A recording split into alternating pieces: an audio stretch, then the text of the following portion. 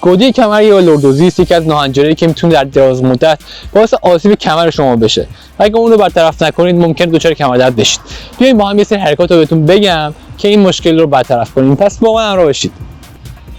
کسایی که دچار گودی کمر هستن اولین چیزی که باید یاد بگیرن اینه که چطور راه برن و چطور بنشینن و باید سعی کنن که هنگام راه رفتن سرسینه رو بالا بگیرن و شکمشون رو بدن تو. حرکتی که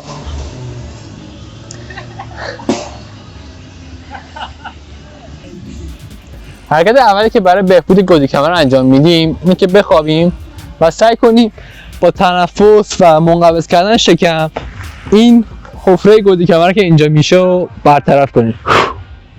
به این صورت که نفس رو خالی میکنیم و اینجا رو با انقباض شکممون پر میکنیم. حرکت بعدی که میتونید انجام بدید کشش از ناحیه کمره که جفت پا رو توی شکم میگیریم و کمرمون رو میکشیم. حرکت بعدی چرخش از ناحیه کمر به طرفینه.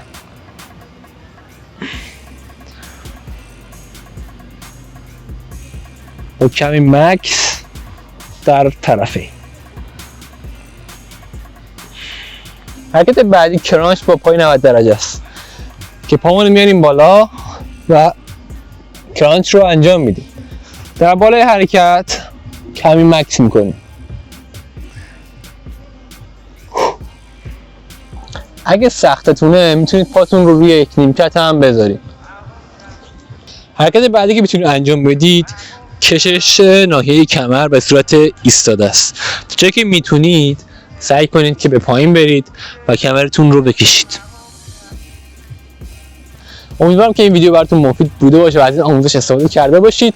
با من همراه باشید و بقیه آموزش‌ها رو دست ندید.